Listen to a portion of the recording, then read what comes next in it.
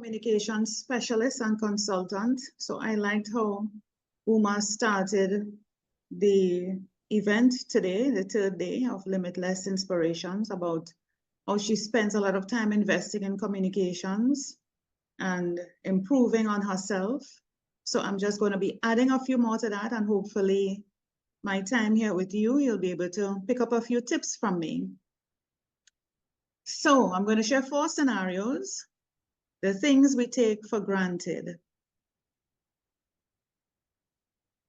We have heard it mentioned today about being yourself, being authentic. The best brand you can be is just being yourself. Stop trying to copy other people. Stop trying to focus on what other people are doing on social media or within your own family and the whole comparison. That makes no sense. People see right through it. People could tell that you cannot sustain it. You yourself know that you cannot keep up with it. So it makes no sense taking on a cloak that doesn't fit you, that is not meant for you, that is not right for you. Be yourself. You are a brand. And people think a brand is a logo or the colors. A brand, as I teach people, it is not about that. It is an experience. So your brand is the experience that people are going to have with you or have in a particular organization.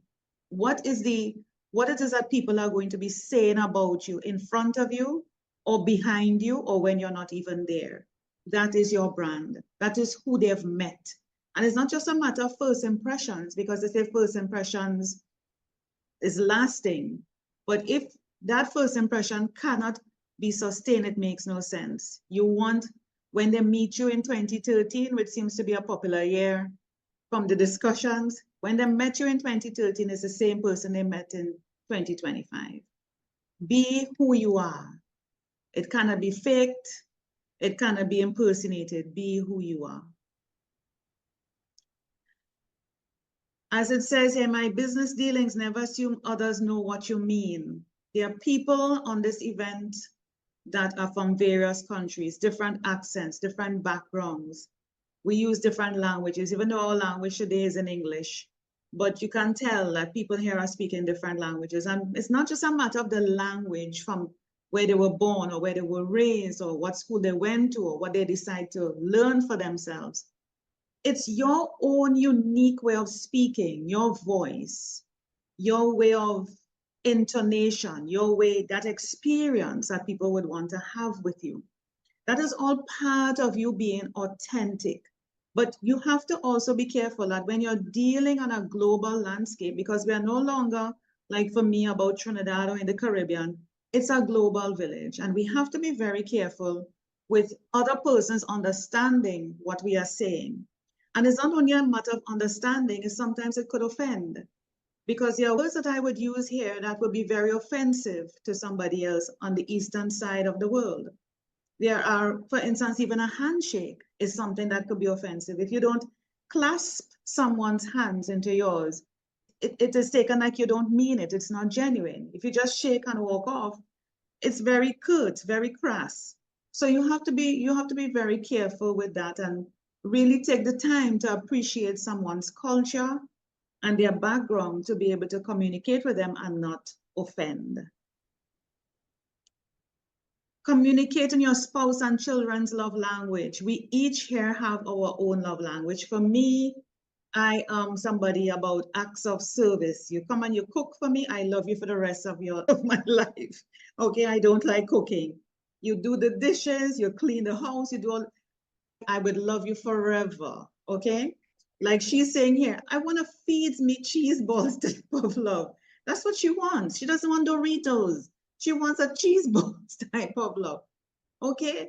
She wants to be treated in the way she speaks. And what we don't do, we don't consider the love language of the other person.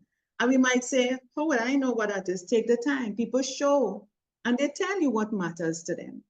Over time, you'll be able to pick that up, whether it is words of affirmation or gifts or something like that, whatever the other love languages are, you know them. There are 5 main ones.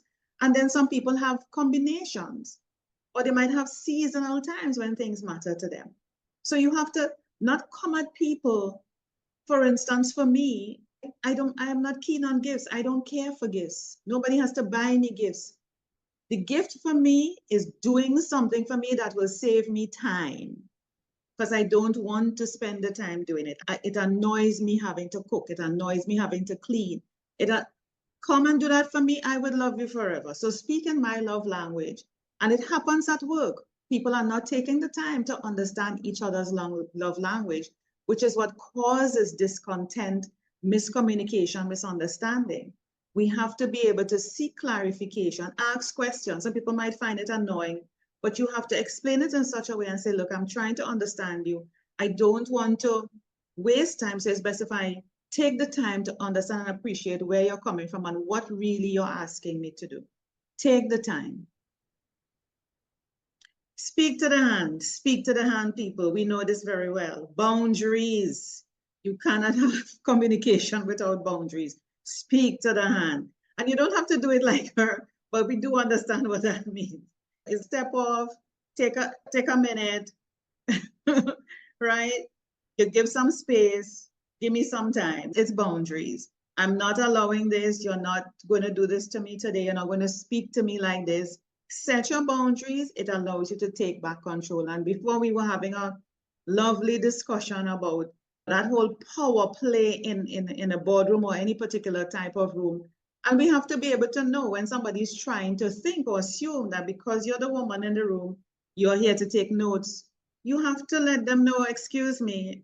You don't have to tell them your position, but the way how you respond will let them know it's not you. It's not you. And I want to point out here that Dr. Chapman, I'm not making any money from this or promoting him, I just love his work. He is a man that writes about the 5 love languages, and now he has a tool that will help you if you're having difficulty even communicating, or that whole power play of understanding somebody else's love language. He has a free tool that allows you to discover what's your love language, even an apology language, even how well you handle anger, because we boil up inside and we want to say certain things and have our own conversation, but it cannot come out our mouth physically. So he will help you with that. And how do you feel appreciated at work? Do you feel appreciated? I could answer that one for you because I know you don't, but it's good to still know what your score is so that he will present to you some recommendations or suggestions on how to mitigate that. I hope my tips have been helpful to you. I hope I've added value to the listening and watching audience and to the fellow speakers here. And I want to thank Uma once again for having me. It's been a pleasure. Thank you so much for having me. Awesome.